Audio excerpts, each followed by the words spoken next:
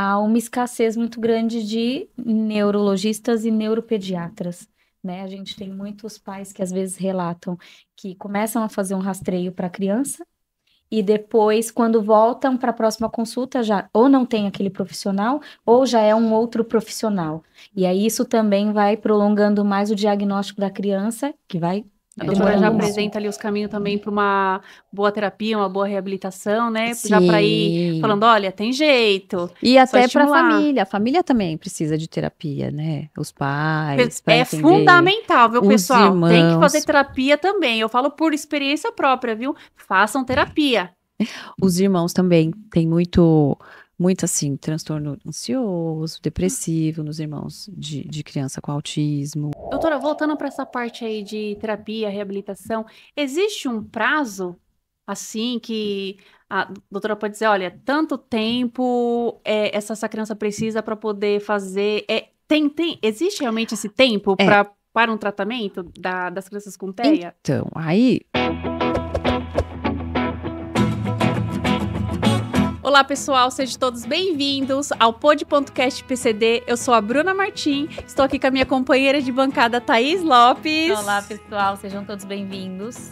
E conforme prometido, trouxemos aqui a doutora Vanessa Moraes, neuropediatra. Tudo bem com você, doutora? tudo bem, boa tarde, tudo bem? Muito obrigada pelo convite. Eu estou me sentindo muito honrada de estar aqui participando.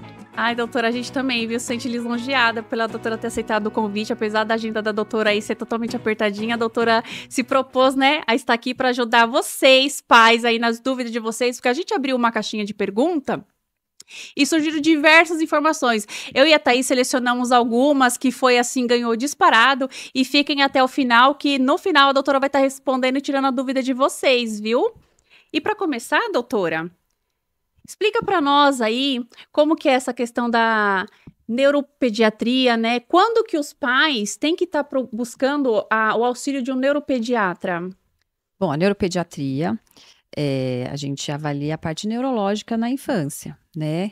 Desde a parte da gestação, saber se teve alguma intercorrência, nascimento, período neonatal, a parte do desenvolvimento, né? Que é super importante. E a partir assim, do pré-escolar, a gente vai avaliar as questões escolares, se tem alguma dificuldade, algum atraso. Até a adolescência, a gente acompanha toda essa fase da vida da criança e do adolescente, né? Tem que procurar o neuro quando tem algum problema neurológico, convulsão, epilepsia, cefaleia, atraso motor, atrasos em geral, né? A gente sabe que tem um prazo certo para a criança atingir alguns marcos. Então, se o seu filho, se alguma criança que você conhece não atingiu esses marcos, é importante procurar o neuro para a gente investigar, ver o que está acontecendo. Exatamente.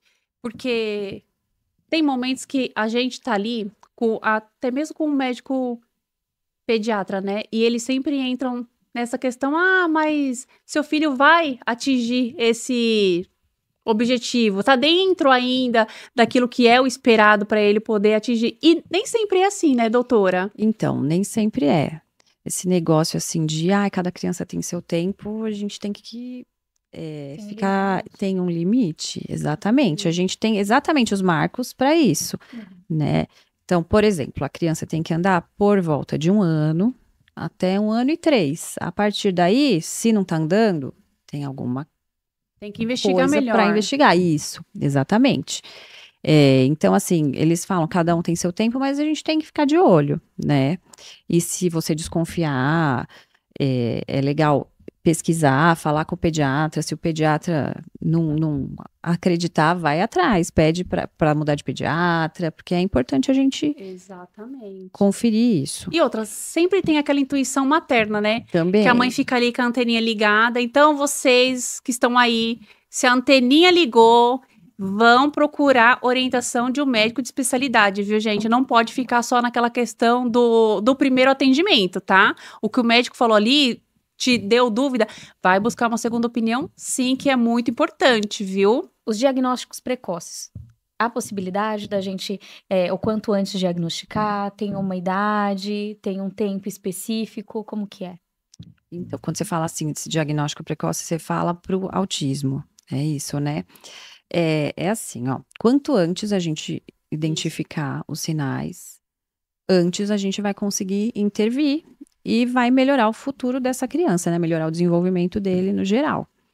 Então, se a criança, por exemplo, com 1 ano e meio, ainda não fala, não dá sinais assim de fazer contato, de olhar no olho, de interagir, de ter alguma troca, ou se ela tem algum outro sinal de autismo, é legal procurar o neuropediatra, sim.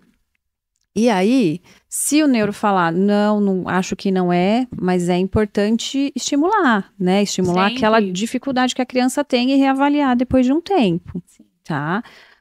Já dá pra gente identificar, sim, sinais de autismo em crianças com 1 ano e meio, dá pra identificar. Quais são as principais características ali, doutora?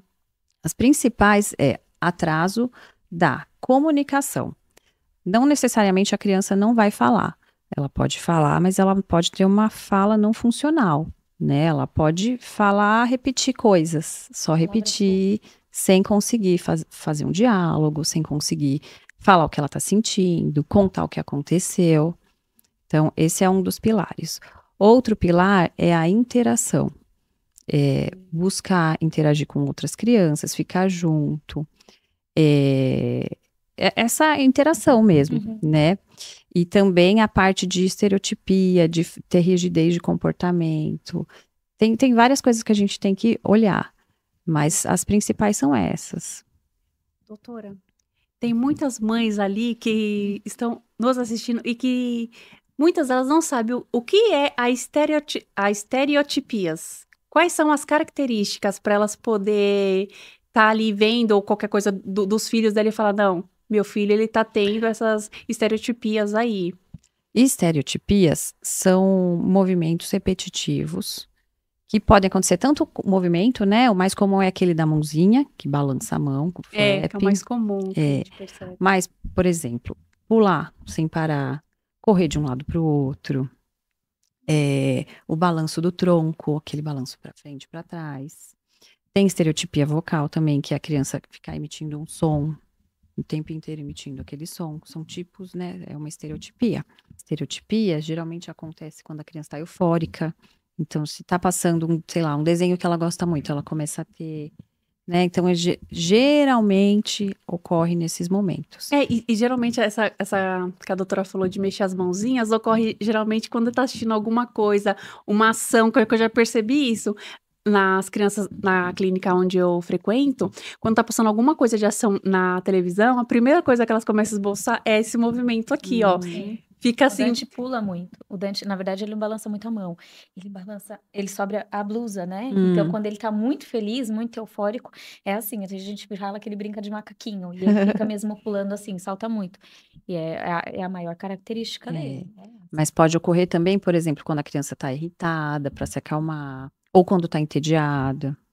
Nossa, que interessante. Doutora, uma questão que eu quero perguntar para a doutora.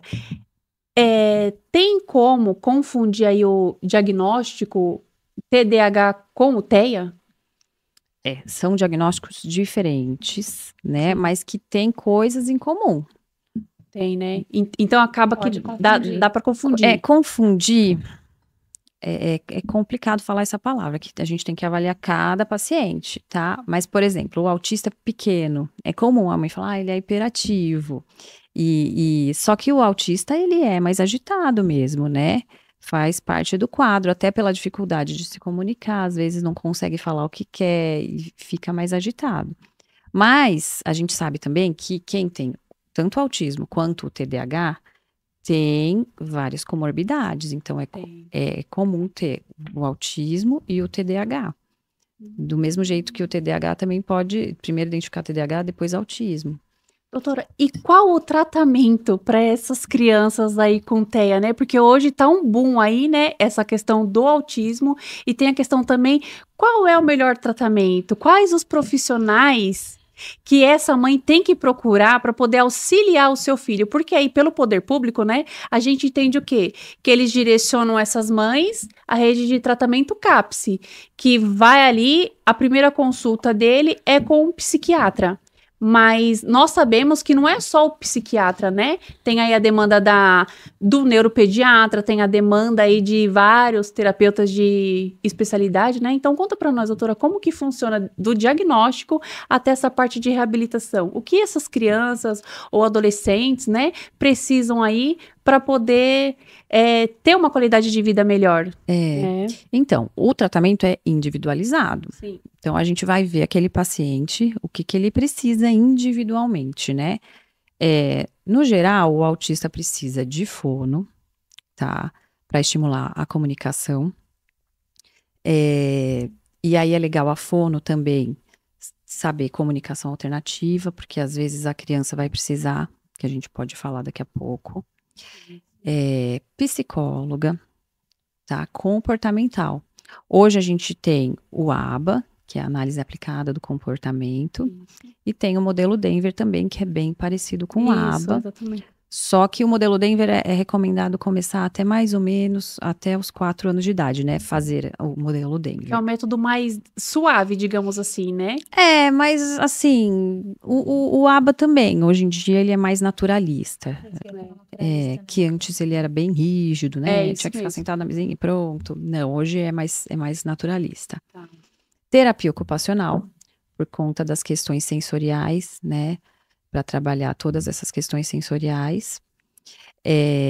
Muitos precisam de físio, aí tem que avaliar a parte motora, ver se tem algum também, atraso. A doutora falou em físio, eu percebo também que muitas crianças, até ou adolescentes, gostam de andar na pontinha do pé. Isso. Né? E acaba gerando ali uma má formação no pé dessa criança. Pode ter um encurtamento do Isso, tendão. e eu percebi também que eles a maioria usam órteses no pé, que é indicado, né? Para eles se manterem com o pezinho certinho, porque... nem todos, alguns precisam alguns mesmo precisam, de né? órtese. Mas é legal avaliar, né? Se a criança anda muito na ponta do pé. E aí, conforme ela vai crescendo, podem aparecer outras questões. Psicopedagoga, para a parte de aprendizado, que eles também... Ajuda bastante. Musicoterapia. Fantástico. É bem legal. Muito bom. Que mais? Me lembra, gente. A ecoterapia? A doutora acha que é importante nessa questão do TEA? É legal. É legal a ecoterapia. Não é assim, entre, por exemplo, vou até gerar uma polêmica aqui. Sim. Entre o ABA e a eco, é melhor o ABA, se a família não Sim. tiver condição, né, assim, de fazer os dois, ou até tempo. Primeiro começar com o ABA. É isso que eu falo, a gente tem que avaliar individualmente. O que a criança está com mais defasagem hoje? Então, hoje, ela está com muita queixa comportamental. Então, hoje, vamos focar nessa parte, né? E aí, mais para frente, pode mudar. Doutora, é importante também deixar claro que não é só uma fono, tem que ser uma fono qualificada, né? Porque ela tem que ser uma fono com a especialidade ABA. Todos esses profissionais, né, têm que ter experiência. É a mesma coisa da TO, tem que ser uma TO com integração sensorial, porque não basta ser a TO, porque só a TO não vai saber desenvolver aquela criança com TEA, porque tem a questão sensorial aí, né? A integração sensorial. Isso. E que, infelizmente, nem todo mundo tem esse conhecimento, né? Sim. E acaba sendo, vamos colocar assim, teoricamente, sendo passado para trás pelo poder público, né? Que oferece esse encurtamento de reabilitação. Eu vou dizer assim, né? Porque, teoricamente, uma vez na semana, 30 minutos com uma fono, com terapeuta ocupacional ou até mesmo com físio. A doutora acha que 30 minutos tem condições de dar o tratamento específico ali para aquela criança ou adolescente? Então, assim, qualquer terapia a gente tem que ter uma constância e uma consistência, né? Então, o profissional vai avaliar a criança e vai ver o que ela tem de defasagem. E vai criar metas, né, para o tratamento dele. Então, a gente tem que fazer a terapia com o profissional e ele também tem que orientar a família. O que fazer em casa, o que fazer na escola. Então, assim... O tempo de terapia, eu vou falar, é o tempo inteiro. quanto mais a gente fizer, melhor, né? Exatamente. Principalmente nos menores. A resposta é bem melhor. Então, assim, a terapeuta tem que estar presente no tratamento. Então, orientar a família. O ideal é fazer mais do que meia hora por semana, é realmente muito pouco. Não vai conseguir fazer quase nada. E quanto mais a gente fizer, melhor. Doutora, e a nutricionista também é importante? Porque geralmente eles têm tanta seletividade alimentar, né? Sim, é importante. É importante nos casos de seletividade alimentar, para orientar junto com a TO também e com a fono. É muito ligado, né? O tratamento tem que ser... É uma equipe multi mesmo, tem que ser multi. E tem que ser multi, tem que se conversar. Então, a psicóloga tem que falar com a fono, que tem que falar com a TO, e todo mundo trabalhar junto e junto com a família. Exatamente. Esse é o tratamento ideal. Doutora, e sobre o diagnóstico tardio? Quais os prejuízos para essas crianças a longo prazo, a curto prazo? Quais são os prejuízos? Geralmente, quem tem o diagnóstico mais tardio são casos mais leves, né? Que não teve tanto problema na parte de desenvolvimento e tudo mais. Bom, prejuízo inúmeros podem acontecer. Primeiro, na parte de interação social, né? A criança ficar mais isolada, ou o adolescente ficar mais isolado, ter dificuldade de começar uma conversa, um bate-papo, então ser o estranho da turma, ficar mais isolado. Da parte de aprendizado também pode ter algum prejuízo. E aí a gente tem que ficar de olho no como que ele se adaptou a essa condição, né? Se ele não tem alguma questão emocional, ansiedade, depressão. Sempre tem, né? Sempre acaba desenvolvendo alguma coisa por não ter tido um diagnóstico correto para poder começar a trabalhar, né? Com essa criança que virou aí um adolescente, né? Isso. Bem complicado. Eu conheci um caso, por incrível que pareça, uma moça que me chamou no podcast, ela teve diagnóstico com 37 anos, doutora. Mas é comum. É comum os pais começarem a se olhar depois que vêm os filhos, começar a perceber, sabe? Quando eu era criança também, sabe? É comum isso. Nossa, e ela fez um relato pra mim assim, que ela falou, Bruna, eu sofri minha vida inteira levando um monte de bullying, apanhava da mãe, porque a mãe achava que era manha e tudo mais, e hoje eu com 37 anos de idade, eu tive o diagnóstico fechado de autismo. Nossa, ela ficou tão feliz, doutora, que ela realmente se entendeu, compreendeu quem era ela, né? Porque é difícil você crescer, né? Sabendo que tem alguma coisa de diferente ali e ninguém ao seu redor enxergou aquilo, percebeu, né? E hoje ela fala, Bruna, eu vivo mais leve, né? Porque hoje eu sei o que acontece comigo, porque essas questões sensoriais me afetam, essa minha seletividade alimentar, por que eu tenho? É porque ela sempre se questionou, nossa, por que eu vejo certos tipos de coisa, eu começo a passar mal? Por que tem certos tipos de ambiente que eu tô lá, eu não me sinto bem, eu tenho vontade de fechar meus ouvidos e sair correndo? Ela viveu durante muito tempo assim, sem ter o diagnóstico, e hoje ela fala, hoje eu vivo leve, porque eu sei o que eu tenho, eu sei qual é o tratamento que eu tenho que fazer, por mais tardio que seja, ainda dá tempo, né? Para ela poder se reorganizar nessas coisas que estavam afetando ela durante todos esses anos, Toda né? a vida, pois é. Toda uma vida de sofrimento, né? Que a gente tem que tentar evitar. E hoje em dia é muito comum também a gente encontrar. Antigamente, é claro que não tinha muita informação, então achava mesmo que era só uma criança mais tímida ou com algum atraso mesmo cognitivo, então não iam descobrir o que é que era. E hoje em dia, mesmo com todas essas informações, a gente percebe que tem muita negação dos pais. Então muitas crianças não são diagnosticadas, não são tratadas pela negligência dos pais por não aceitarem essas crianças dessa maneira. Não, eu não aceito que o meu filho seja assim, eu não aceito que o meu filho tenha alguma deficiência, alguma síndrome, alguma coisa. É a negação dos pais, né? E a gente olha assim, poxa, a criança também não pediu para nascer assim, não é? Então, assim, os pais são a voz daquela criança, são a ajuda que aquela criança precisa. Começa dos pais, né? O olhar dos pais. Então, assim, hoje em dia, eles não aceitarem com tanto de informação que tem, é triste.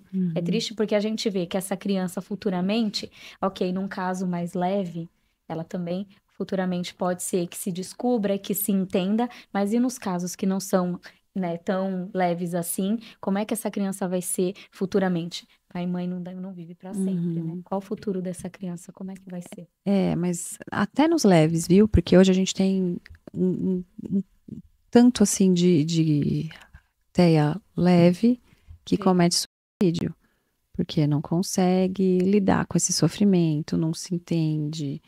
Então, Você vê a carga que essa criança os leves a gente também tem que ficar de olho, né? Não é porque é leve Tem que não deixar precisa de por ajuda. menos. Exatamente, não é Porque porque vai haver fala preconceito. e consegue se comunicar e, né, tem algumas questões ali que se ajustou, mas tem que ficar de olho.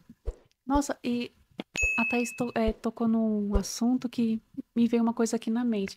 A doutora, além de ser neuro, ela tem que ser também uma espécie de psicóloga, né? Porque eu fico imaginando, porque assim, essa parte de aceitação, tem muitos pais aí que sabe que a criança ali tem alguma coisa, mas eles não aceitam. Aí eles vão buscar ajuda do neuro. Aí chega lá, é feito todo um estudo para poder ver o diagnóstico, tudo, mas nisso o médico começa a perceber que ali os pais já têm aquela recusa. Como que a doutora faz nesses momentos, quando os pais levam a criança ali para se ter um diagnóstico daquele comportamento, né? E quando a doutora realmente percebe o que é, como que a doutora faz para passar essa informação para os pais, que a doutora já está sabendo que eles já não vão aceitar? Já aconteceu alguma coisa Já, inusitada, assim, no atendimento dos pais? Falar, não, a doutora tá maluca, não aceito isso. A doutora pode contar um pouquinho? já. Ixi, sempre acontece. É assim, é difícil mesmo aceitar, É, né? É um luto, porque os pais não esperam que nenhum pai quer que o filho tenha qualquer problema, né? é. Então é um luto, é uma negação mesmo. E eu tento ser clara, né? Cuidadosa, porque eu sei que não é fácil receber uma notícia assim. E explico assim, com carinho, amor, atenção, o que a criança tem, o que ela precisa, né? Explico que é um tratamento a longo prazo. Explico que eles também têm que mudar. Não adianta só levar na terapia. Tem que também seguir as recomendações da psicóloga, da fono, né? É um ajuste da família inteira. Os pais também têm que estudar, Isso. se puder fazer curso, A aprender a rotina lidar da com a família toda criança, muda. muda. Então, assim, eu entendo que é difícil, tem uma fase de Tem que ter um jogo de luto, cintura enorme, hein, tem, doutora? Eu imagino. mas que você vai fazer? Vamos, bola pra frente, né? Vamos começar, vamos tratar, vai melhorar. E é isso, eu tento acolhê-los, porque é difícil. A É doutora já difícil. apresenta ali os caminhos também para uma boa terapia, uma boa reabilitação, né? Já para ir Sim. falando, olha, tem jeito, E só até para estimular. a família também precisa de terapia, né? Os pais, para É entender, fundamental, viu, os pessoal? Tem que fazer irmãos. terapia também. Eu falo por experiência própria, viu? Façam terapia. Os irmãos também têm muito assim, transtorno ansioso, depressivo nos irmãos de criança com autismo. Nossa, Ou qualquer outra condição, né? Porque às vezes a família se volta só para um e esquece o outro ou os outros, né? Então, é um trabalho complexo. A família inteira tem que se cuidar. Sim, eu Mas dá costumo brincar certo. que eu tive muita sorte, porque o Heitor, ele tem um ciúme, sim, é óbvio, porque querendo ou não, o Dante exige muito mais da gente do que o Heitor, que é muito mais independente, né? Mas o ciúme dele é um ciúme engraçado, é um ciúme sadio. Muitas vezes eu tô fazendo um vídeo, alguma coisa, que o Dante fez ali, teve algum progresso, então a gente gosta de registrar tudo. E o Heitor fica sempre olhando e fica, agora é a vez que ele fala dele na terceira pessoa. Ele fala, agora é a vez do Heitor, agora é a vez do Heitor. Então ele pensa que tudo aquilo é uma brincadeira e que agora é a vez dele. Então a gente também sempre faz festa, a gente também tenta incluir ele em tudo, mas assim, ele tem um ciúme muito engraçado. Ele nunca foi agressivo ou nunca jogou pra gente uma responsabilidade, a gente tenta compensar, mas é muito engraçado o ciúme dele. Eu tive muita sorte nesse sentido, mas nem Uhum. sempre é assim. Não, é. Mas é Complicado, isso, a né? gente tem que tentar acolher, explicar para eles e tudo mais. Doutora, voltando para essa parte aí de terapia, reabilitação, existe um prazo assim que a doutora pode dizer, olha, tanto tempo essa criança precisa para poder fazer. Existe realmente esse tempo É, para um tratamento das crianças com TEA? então, aí, geralmente esse prazo para adquirir, né, os ganhos e tudo mais, Quem faz são os terapeutas, então eles avaliam de tempos em tempos e veem, o que a gente atingiu? Atingimos isso, isso, isso, o que a gente vai precisar melhorar, o que a gente vai trabalhar agora, Mas né? isso é repassado, os pais têm que pegar essas informações para poder levar para vocês em consultório? Então, o ideal é os terapeutas avaliarem de tempos em tempos, aí varia, né, de terapeuta para terapeuta, mas mais ou menos de 4 a 6 meses avaliar. Tem criança quando tem muita dificuldade avaliar antes, e aí passar para a família. Olha, então ele atingiu isso, isso, isso, ainda não atingiu isso, mas nós vamos trabalhar de outra forma agora nesses próximos meses para a gente melhorar essa questão. E aí, partindo para outras coisas que a criança precisa adquirir, outras habilidades. Então, Interessante. sempre tem que passar para a família. É importante. E aí, passar para o neuro também. Pronto, vamos buscar aqui algumas perguntas, né, que Tá. fizeram, vamos ver aqui algumas coisas. Se você quiser, também teve algumas perguntas aí diferenciadas. Doutora, eu não sei se a doutora vai conseguir explicar, né, mas é uma dúvida muito frequente. E assim, tanto na rede pública quanto na rede particular, há uma escassez muito grande de neurologistas e neuropediatras, né? A gente tem muitos pais que às vezes relatam que começam a fazer um rastreio para a criança e depois, quando voltam para a próxima consulta, já ou não tem aquele profissional, ou já é um outro profissional. E aí isso também vai prolongando mais o diagnóstico da criança, que vai demorando mais. Essa escassez tem alguma causa? Por que é que tá tão difícil assim? Olha, bom, vou falar como neuropediatra, tá? Neuropediatra não é uma especialização muito buscada, não é das mais concorridas, Já entendeu? ouvi falar sobre Tem isso pouco mesmo. neuropediatra. A parte a questão pública paga pouco, então, assim, é uma escolha que o Envolve a profissional questão de segurança faz. também, né? Porque o que muitos relatam, assim, né? Pelos que pouco que eu conheci, fala assim, eu não vou trabalhar no poder público, por quê? Porque eles não oferecem segurança, né? Até mesmo entra nessa questão do diagnóstico. Quando eles vão dar o diagnóstico ali para o pai e para a mãe, eles não aceitam aí que agrediu o médico em atendimento. Muitos já passaram por isso e optaram por não mais trabalhar no setor público.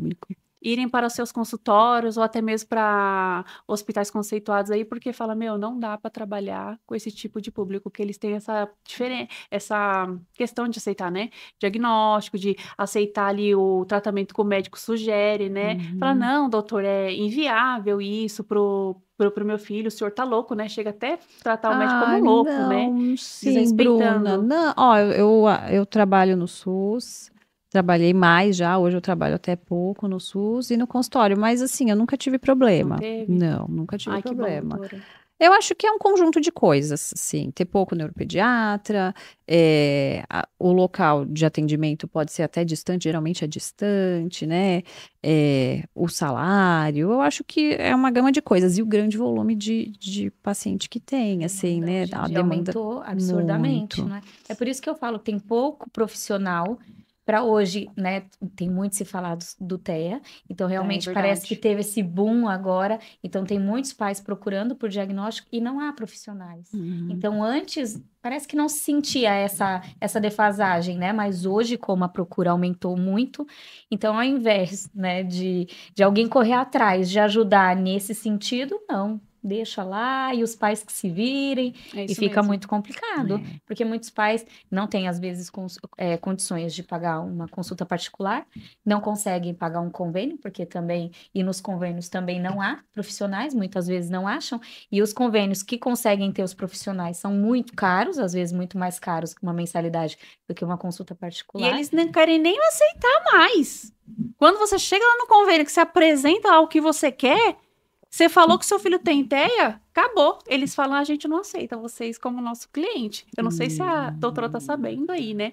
O que tá acontecendo agora aí? Muitas famílias que têm aí na justiça suas terapias custeadas pelo convênio, eles simplesmente estão mandando e-mail agora falando, fulana, você não é mais interessante como nossa cliente. Estão cancelando o convênio dessas famílias, que automaticamente cancelando o convênio, E não podem, né, doutora? cai aí Porque- eliminar. Porque o TEA não pode entrar como uma doença pré-existente. certo? Eles não podem negar, correto? Eu não sei isso, gente. Então Tem desse que jeito, falar, eu doutora. não sei essa parte, assim, Não, eu se não pode li, entrar como uma doença não pré-existente. entra. Não entra como doença pré-existente. Então, eu não sei se esse sentido de não entrar como uma doença pré-existente, se eles não podem aceitar, porque eu acho que isso entra só na questão de carência, não é? Mas eles não aceitarem, será que eles podem? Não sei. É bom a gente. É legal vocês perguntarem Olha, pra. os advogados que tiverem aí, quiserem ajudar a gente nessa questão, se pode ou não pode. Tem que ajudar, porque realmente tá acontecendo isso, né? Na clínica mesmo, onde o Otávio faz reabilitação lá, tem diversas mães que os convênios simplesmente mandaram um e-mail para elas, informando que não era mais interessante tê-las como cliente deles, e eles estão cancelando ali o serviço a partir da tal data, ela não faz mais parte daquele convênio. Parece até piada. Mas é desse jeito, e teoricamente uma coisa puxa a outra. Se ele cancelou o convênio, o que ela tem a liminar judicial dela tá caindo. Então, os convênios estão fazendo isso justamente para quê? Para não ter mais que tá custeando esse tratamento, que, falando francamente, esse tratamento que as crianças do TEA precisam é um tratamento caro. Sim. Tratamento muito caro. Mas também é eficiente, né? Então, os convênios não querem pagar, aí as mães ficam aí na mão do poder público também, que quer direcionar um tipo de reabilitação que não é adequada, né? Então, assim, fica à mercê ali do sistema, né? Pois é. Exatamente. Complicado. Doutora, tem a pergunta que não quer calar. Tem a pergunta que ela foi 80% das perguntas, doutora. Entra a questão aí da medicação, que é o canabidiol para as crianças no TEA, doutora. O que a doutora tem a dizer sobre isso? Então, assim, ó, é o que eu falo, o tratamento é individualizado. Então, a gente tem que avaliar aquela criança, né? Sim. Conversar com a psicóloga, conversar com a família, conversar com a escola, conversar com todos os envolvidos e ver realmente se precisa ou não. Tem alguns critérios que a gente olha. Então, assim, agitação, agressividade, distúrbio de sono, alguns critérios que a gente vai olhar para ver se a medicação vai ajudar mesmo, né? Que é o que eu falo para alguns pais, que alguns pais chegam e falam, eu quero um remédio, mas não tá fazendo nenhuma terapia. Não vai adiantar, né? Porque uma coisa puxa a outra. O remédio, ele não ensina a criança a se comportar. Ele não ensina o adequado, assim, né? Então, ele pode controlar a impulsividade, diminuir a agitação, algumas questões de agressividade, mas não vai ensinar. Então, a medicação tem que ser bem, assim, bem colocada, né, para o paciente. Sobre o canabidiol, eu costumo usar geralmente para epilepsia. Para epilepsia eu uso bastante. É muito eficaz, hein? Conheço sim. vários casos, crianças com epilepsia até refratária, que fala, né, doutora, que é de Isso. difícil controle, né? Eu uso para as refratárias. Então, a criança que já usou vários medicamentos e ainda continua tendo crise, geralmente são casos mais graves, né? E aí a gente tem boas respostas. Para o autismo, alguns pacientes eu já usei. Eu já usei e uso, né? Geralmente quando já usou alguma medicação e não teve uma boa resposta. Aí eu associo e a gente vê como é que fica. Mas é mais a nível de comportamento, doutora. Isso. E aí, assim, na minha casuística, que são poucos casos, a maioria teve uma melhora, mas eu já tive paciente que também que piorou, e teve que tirar. Doutora, uma dúvida, como que é feita essa classificação de TEA nível 1, TEA nível 2? Tem até o nível 4, não é isso? Tem até o nível 3. Até o 3? Até o 3. Ah, tá. Como que é feito aí esse diagnóstico de Então, saber pelo de nível? suporte, o que a criança precisa. Ah, sim. O que aquela criança precisa, né?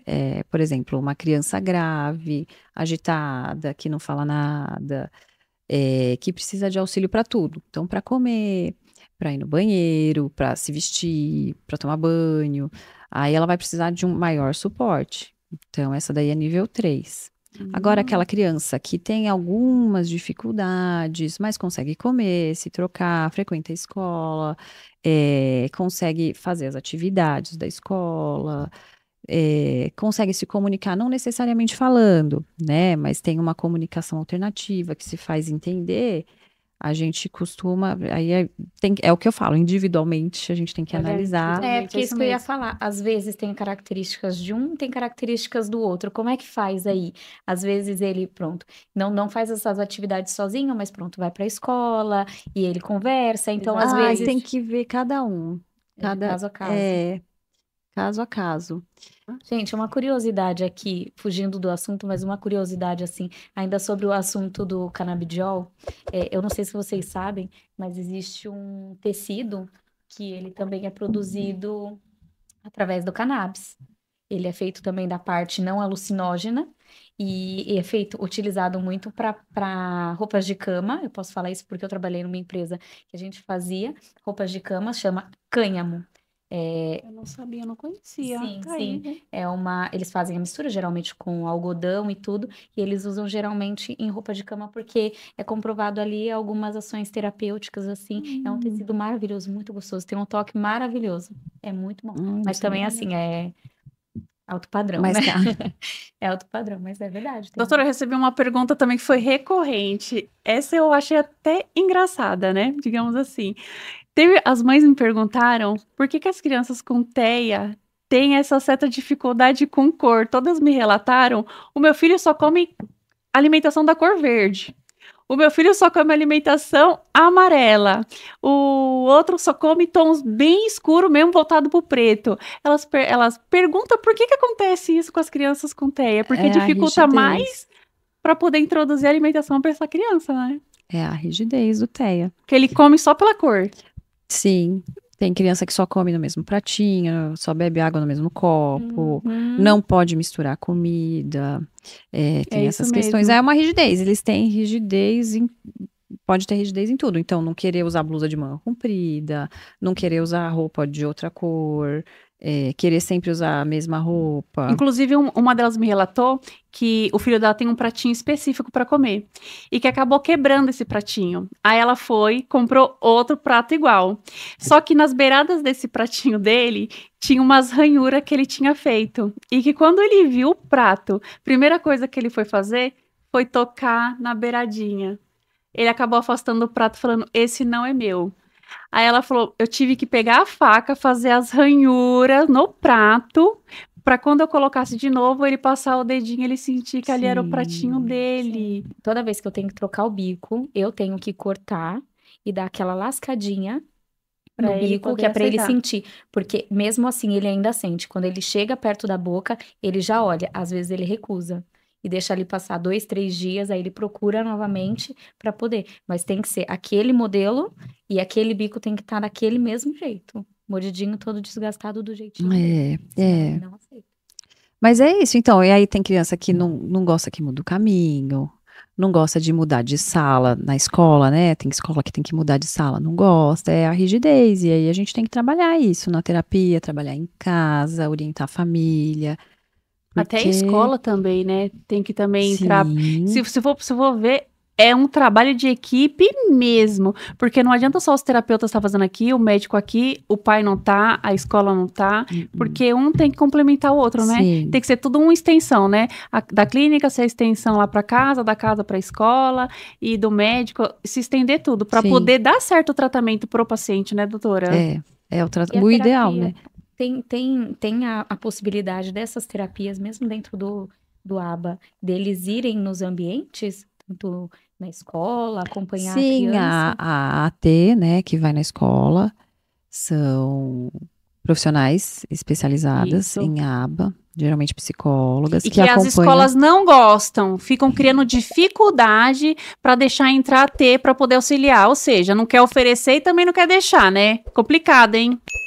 E aí, o papel dela é ajudar no que a criança precisa, né? Então, se Exatamente. tiver precisar de algum suporte, e incentivar a comunicação, incentivar a interação entre as outras crianças. Então, porque às vezes eles se afastam, aí colocá-la junto da rodinha, estimular a brincadeira junto. Se tiver algum comportamento inadequado, manejar esse comportamento, orientar a professora, né, os funcionários como lidar com aquilo. Porque às vezes a gente pode, sem querer, reforçar o comportamento inadequado. E deu super certo, né? Porque tem mães que me relatam que quando a escola dá o consentimento da terapeuta entrar, vê a evolução na criança. A Sim. criança muda totalmente. É, porque pensa, eles passam metade, assim, da semana na escola, né? Se for meio Exatamente. período, metade do dia passa na escola. Então, é importante.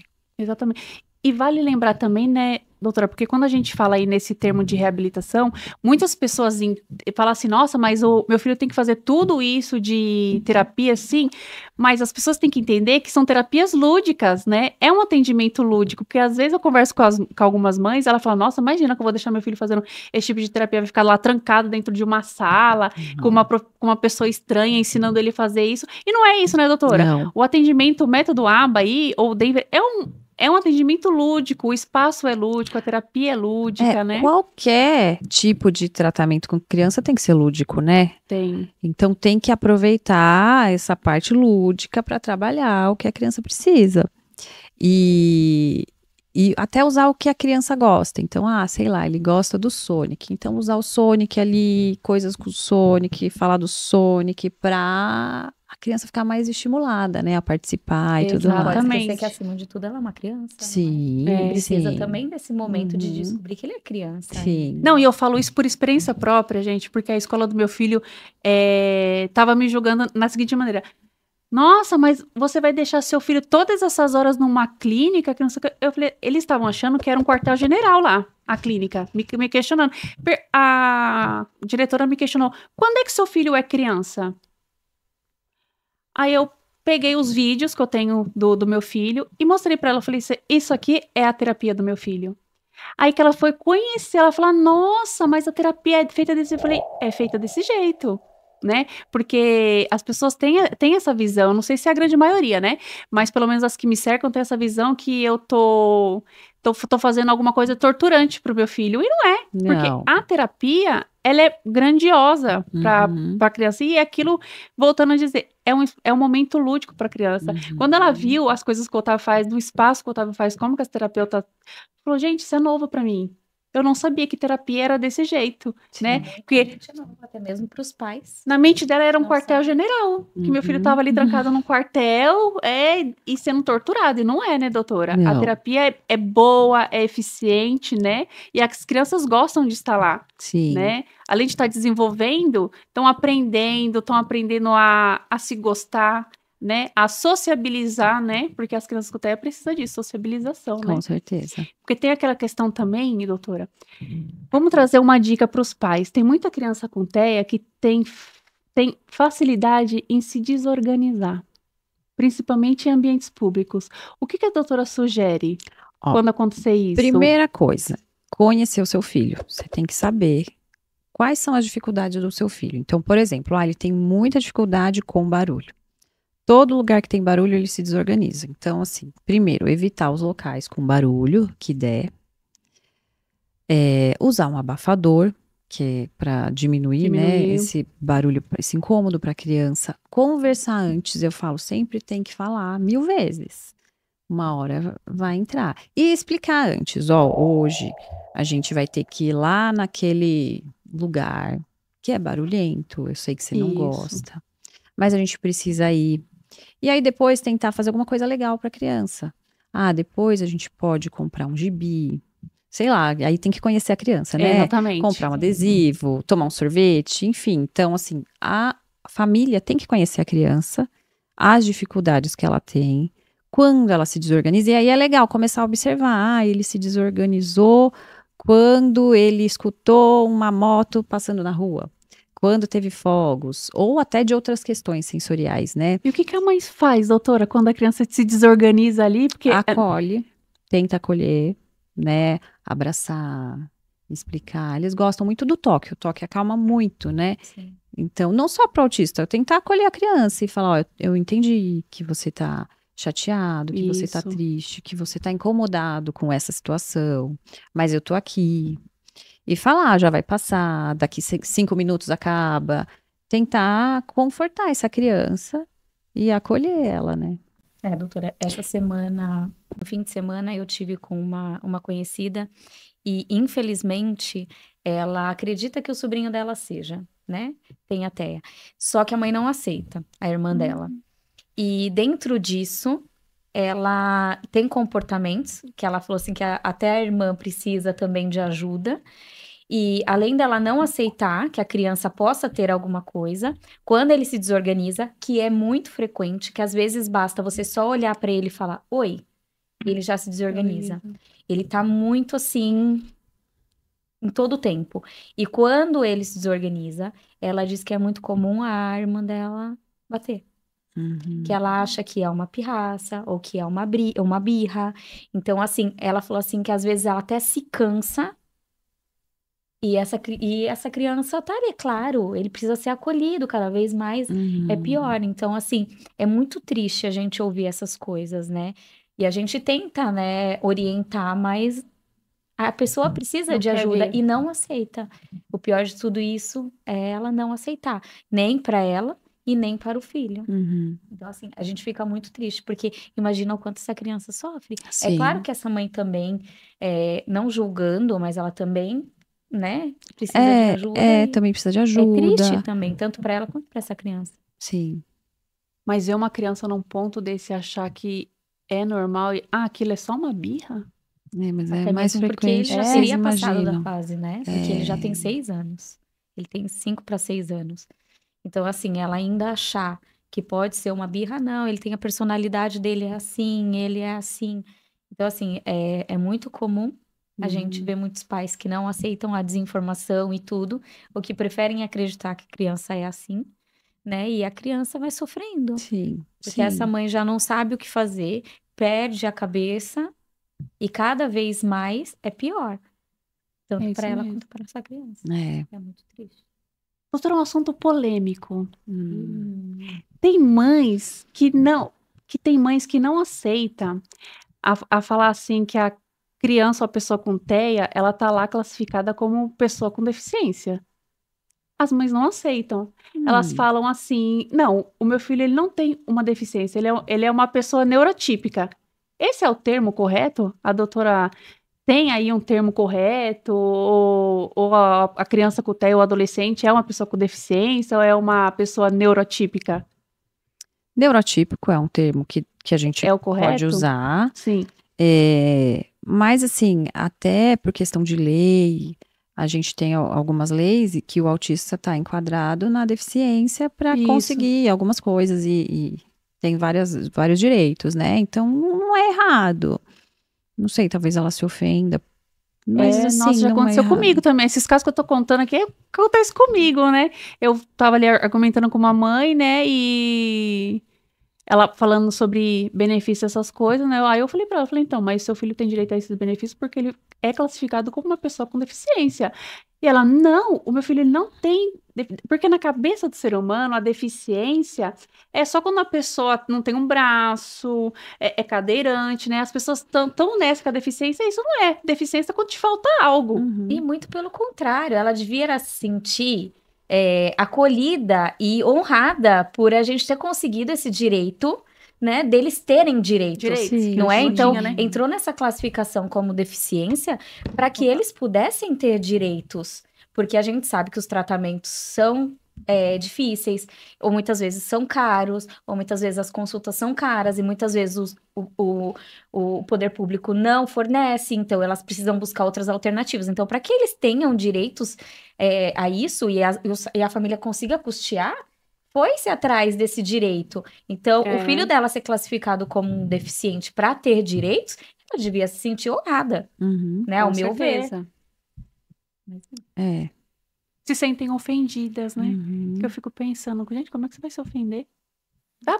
Não dá para entender, né, doutora? Não. São diversidades aí de pensamentos, de mães, famílias, né?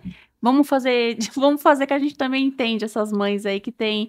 Eu coloco até um preconceito, né? Porque eu vejo mães aí que lutam tanto contra a questão de aceitação do filho dela, mas quando chega nessa parte de deficiência, ela não aceita.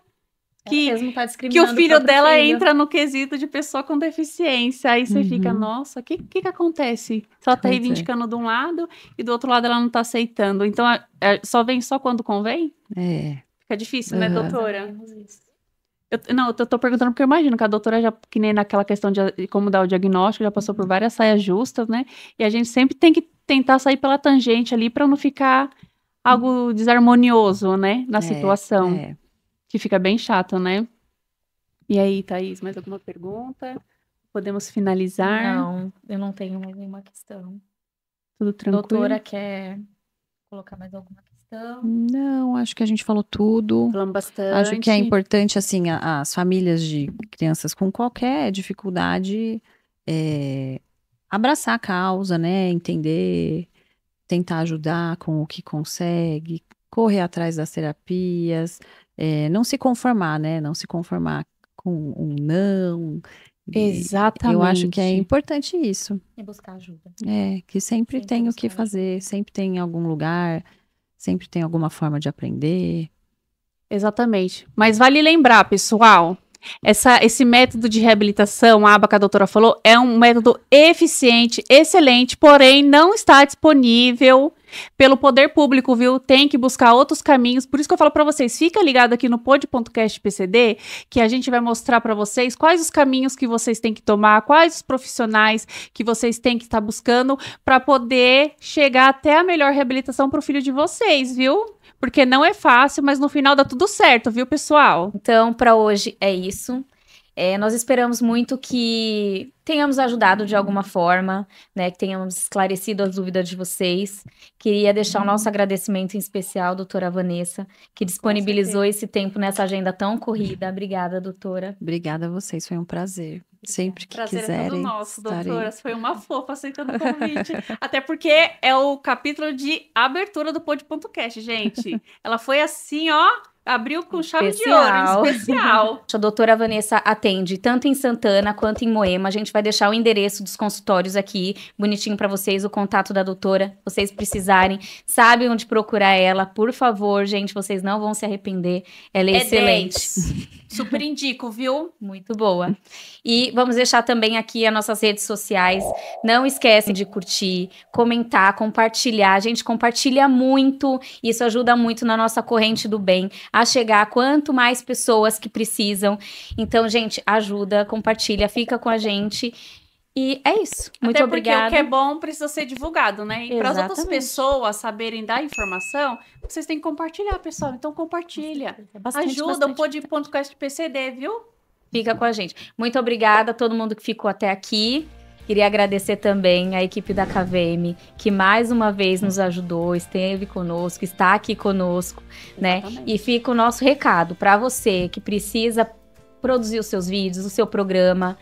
Vem para a KVM, aqui você encontra profissionais altamente qualificados e especializados para te ajudar e te entender o que você precisa. Então vem para a KVM. E...